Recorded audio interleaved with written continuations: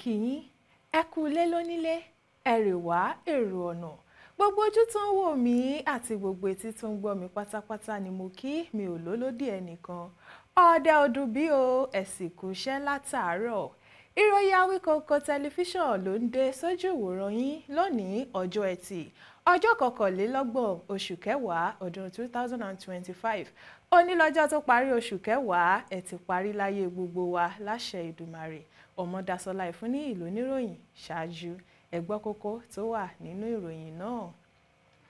Àwọn gómìnà ilẹ̀ Yorùbá ṣèpàdé wọ́n béèrè fún àgbéga ẹkùn ìwọ̀ oòrùn bí Sanwó-Olú ṣe ké tantan pé Yorùbá ló ní ìpínlẹ̀ Èkó. Kí ló rọ̀ mọ́ ète ìdìtẹ̀gbàjọba ní Nàìjíríà tó di ariwo? Báwo ló ṣe kan mínísítà tẹ́lẹ̀ rí lórílẹ̀‐èdè yìí táwọn afurasí ológun fi yabo ilé rẹ̀ tí wọ́n bà ọ̀pọ̀lọpọ̀ dúkìá jẹ́ ẹ gbọ́ nínú ẹ̀kúnrẹ́rẹ́ ìròyìn.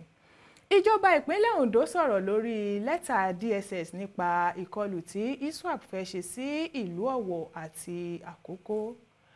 Àjọ tó ń gbógun ti ìwà àjẹbánu lórílẹ̀‐èdè Nàìjíríà Economic and Financial Crime Commission EFCC wọ́n dá àwọn dúkìá tó tó 200 mílíọ̀nù padà fún ẹni tí abọ́ rẹ̀ kan lù ní jìbìtì nílùú Ìbàdàn.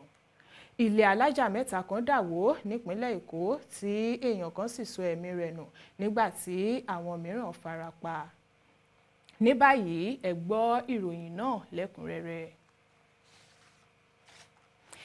Gómìnà ìpínlẹ̀ Èkó gómìnà Babájídé Sanwó-Olú ti sọ pé ẹ̀yà Yorùbá ló ní ìpínlẹ̀ Èkó àti pé ìpínlẹ̀ náà ní aṣáájú lórílẹ̀‐èdè Nàìjíríà nígbà tí àwọn ìpínlẹ̀ míì ń tẹ̀lé lẹ́yìn. Sanwó-Olú tó jẹ́ alága ẹgbẹ́ àwọn gómìnà nílẹ̀ Yorùbá ló sọ̀rọ̀ náà níbi ìpàdé ẹgbẹ́ àwọn gómìnà tó wáyé nílùú Àkúrẹ́.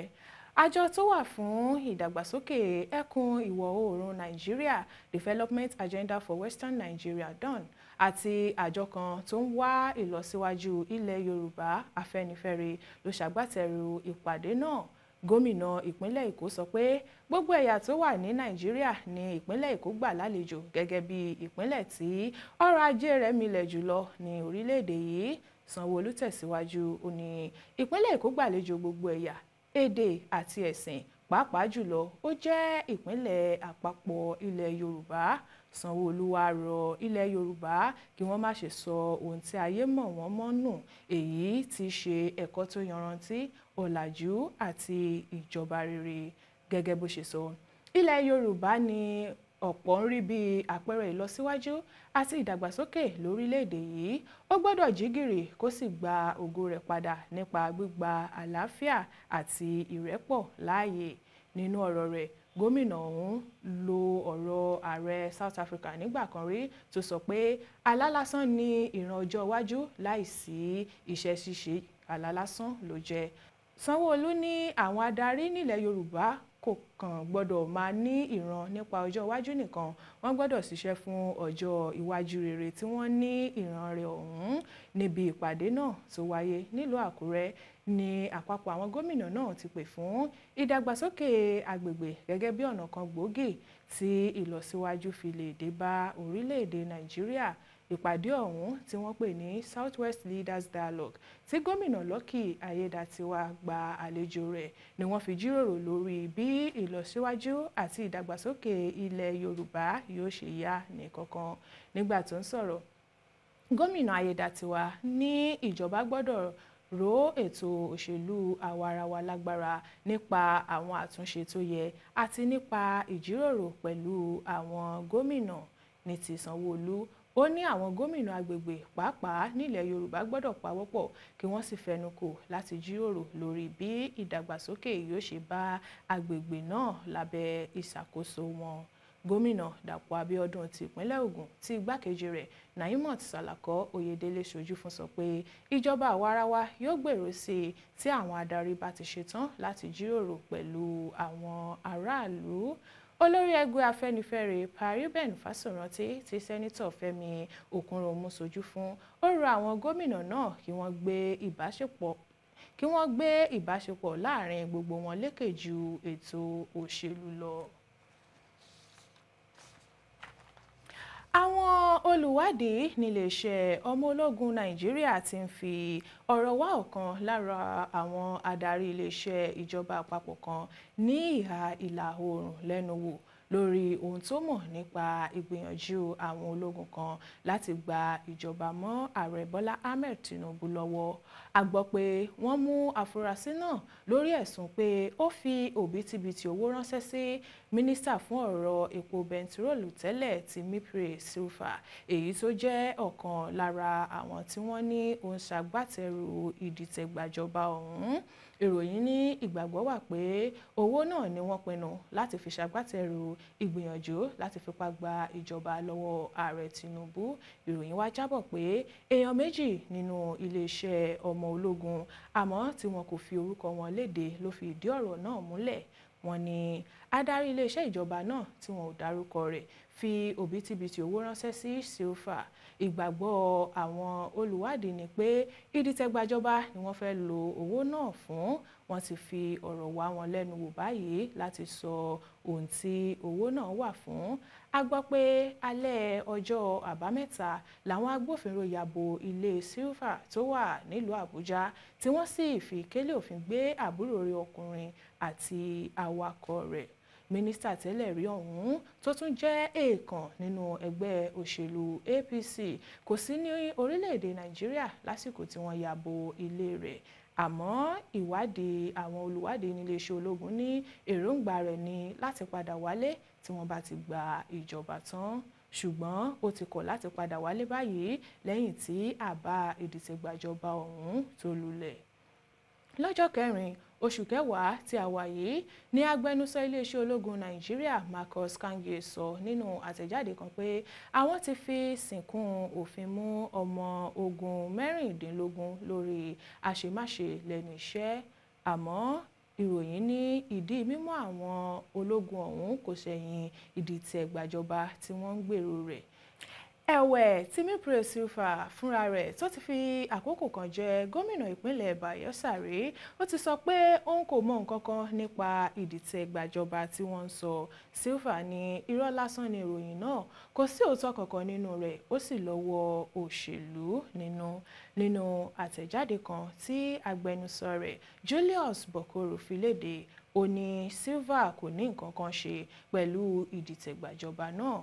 Ó fi kún pé olóṣèlú ni ó sì ń fẹ́ ìlọsíwájú orílẹ̀-èdè Nàìjíríà gẹ́gẹ́ bí ọmọ Nàìjíríà rere. Bokoro sọ pé ẹ̀sùn ìdìtẹ̀gbàjọba náà wà lára ìgbìyànjú àwọn alátakò Silva láti ba orúkọ rẹ̀ jẹ́ ṣáájú ètò ìdìbò gbogbogbò tí yóò wáyé lọ́dún 2027.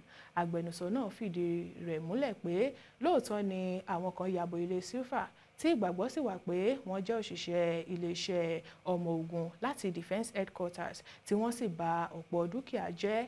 Ó wá parí ọ̀rọ̀ rẹ̀ pé wọn kò sọ fún Silva tàbí ẹnikẹ́ni nínú ilé rẹ̀ ìdí tí wọ́n fi ya bo ilé ọ̀hún. Ìjọba ìpínlẹ̀ Ondo ti sọ̀rọ̀ lórí lẹ́tà tí àjọ ọ̀tẹlẹ̀múyẹ́ Department of State Security DSS kọ síléeṣẹ́ ọmọ ológun níbi tó ti kìlọ̀ pé àwọn ọmọ ẹgbẹ́ agbésùnmọ̀mí Islamic State West African Province ISWAP múra láti kọlu ìpínlẹ̀ náà. Nínú àtẹ̀jáde kan tí kọmíṣánná fún ìròyìn ní ìpínlẹ̀ Ondo Ìdòwú Àjànàkú tó fi léde, ó ní ìjọba ti mọ̀ nípa ìkìlọ̀ náà, ó sì ti ń gbé ìgbésẹ̀ láti dáàbò bo àwọn aráàlú. Ìjọba ní lẹ́tà ọ̀hún bó tilẹ̀ jẹ́ pé kò yẹ kó lọ síta sí ará ìlú, ó jẹ́ ọ̀kan lára àwọn ìwé tí àwọn elétò ààbò máa ń kọ láàrin ara wọn àti ìjọba. Ó ní nínú irúfẹ́ lẹ́tà yìí ni wọ́n ti máa ń sin ara wọn nígbẹ́rẹ́ ìpàkọ́ lọ́nà àti pèsè ààbò tó péye fáráàlú. Kọmíṣánná náà ní a fẹ́ kí gbogbo aráàlú mọ̀ pé ìjọba àtàwọn iléeṣẹ́ agbófinró ti ń ṣiṣẹ́ lórí ìròyìn yìí láti dáàbò bo aráàlú.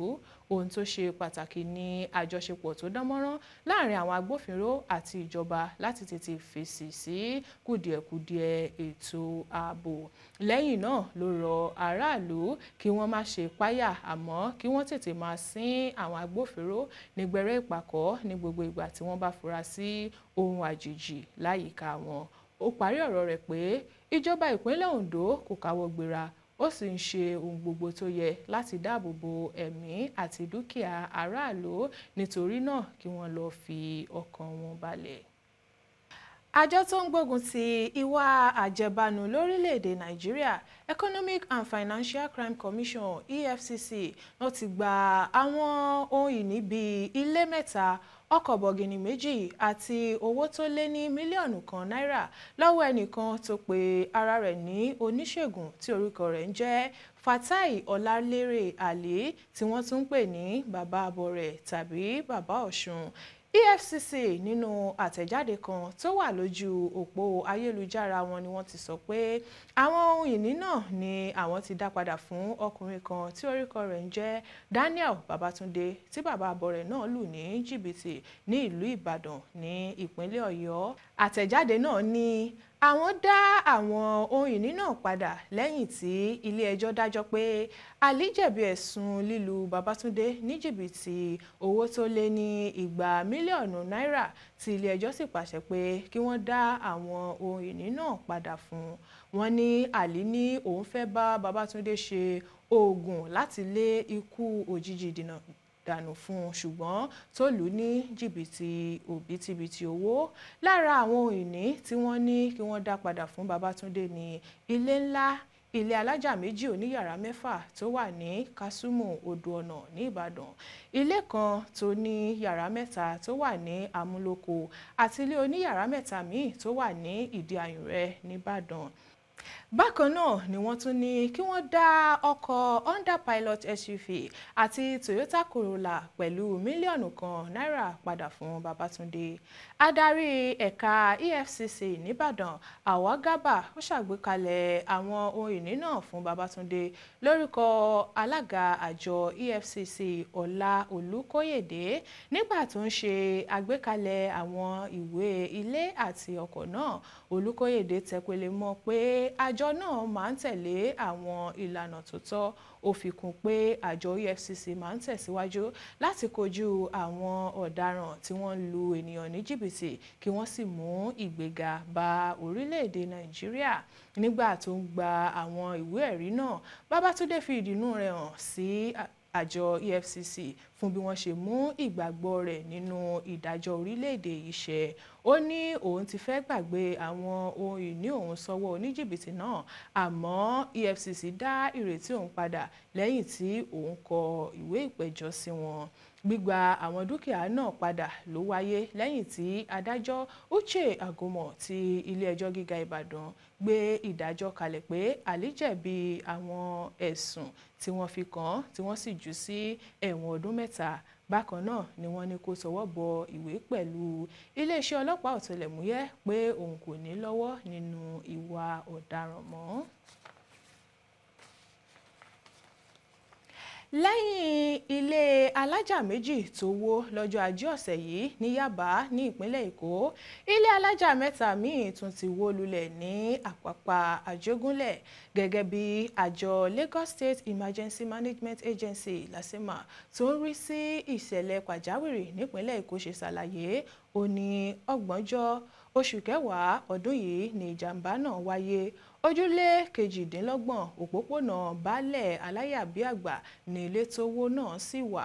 Ọ̀gá àgbà àjọ LASEMA Olúfẹ́mi Dámilọ́lá Ọ̀kẹ́ Ọ̀sanyìntólú ṣàlàyé pé ẹnìkan ti pàdánù ẹ̀mí rẹ̀ nínú ìjàmbá náà, àwọn èèyàn kan sì wà lábẹ́ ilé tó wó náà. Ó ní ọkùnrin 8 ni àwọn ti rí gbé jáde níbẹ̀ láàyè.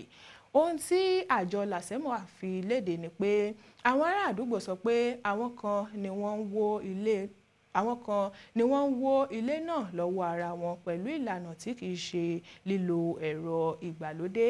Níbi tí wọ́n ti ń wó ilé ọ̀hún ló ti yẹ̀gẹ̀rẹ̀ tó sì dàwó tó fa ìjàmbá tó mú ẹ̀mí èèyàn kan lọ yìí.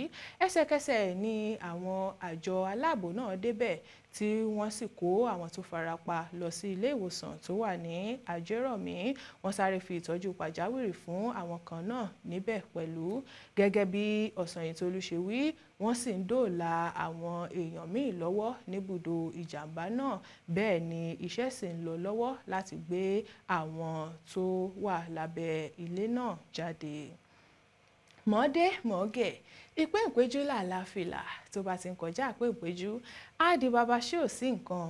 Ní ìlà máa fàdàgbà ìròyìn lórí Awíkonko tẹlifíṣàn rọ̀ sí fún tòní. Ọmọdásọ́lá Ìfúnníyì lóníròyìn yín. Ojú tẹ́ fi ń wò wá ò ní fọ́, etí tẹ́ fi ń gbọ́ wá ò ní di. Ó dìgbà kan náà, ire o.